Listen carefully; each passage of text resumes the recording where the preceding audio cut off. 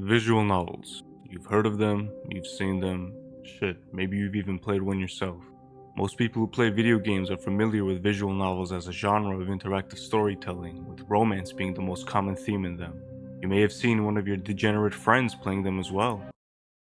To be honest, I did dabble in many romance visual novels in my day and would prefer it as a category in most medias.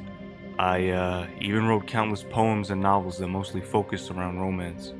Anyway, that's not all they have to offer. There are a plethora of amazing visual novels that have almost nothing to do with romance and that fall into all subcategories of topics.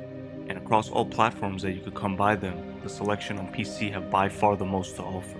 Not only through Steam, but endless sites and applications. And through one of those websites I stumbled across a very obscure visual novel. This was during my weeb days in 2017 where I was downloading and playing any game related to anime in some way. This game was weird. It didn't follow traditional plot lines that I was used to seeing. I remember certain bits and pieces only, not even the title, which could very well narrow the search down drastically.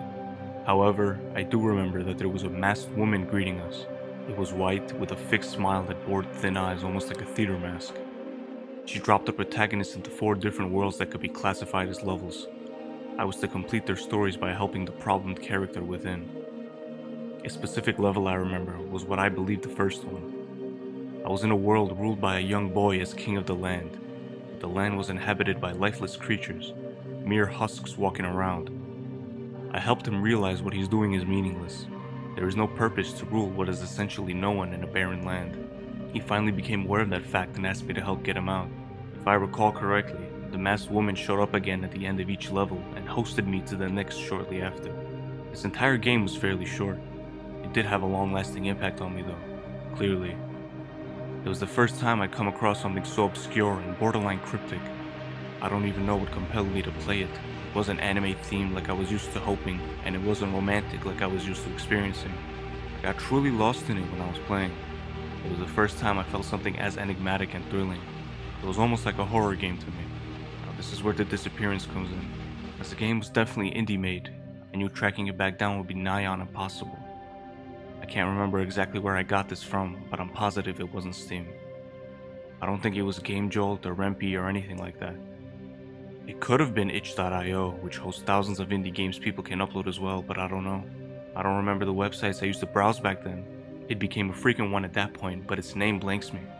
It was on my old laptop that I don't have access to anymore either, so I can't recover that information in any way.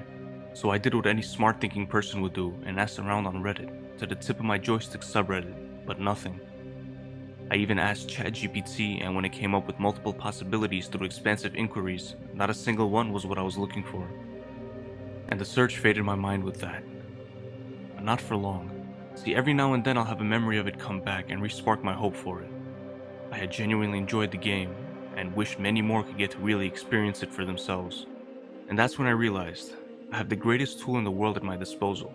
Not only the access to internet where I can ask any information in the world and get a mostly accurate answer, but the ability to communicate with hundreds of people through platforms like YouTube. And as I am now branching out to new topics on my channel such as Lost Media, I can make a video showing my care and passion for this niche visual novels in hopes of someone sharing their knowledge with it or comments and ideas. It's amazing that I can do that, and I am sincerely grateful for what I can use this for.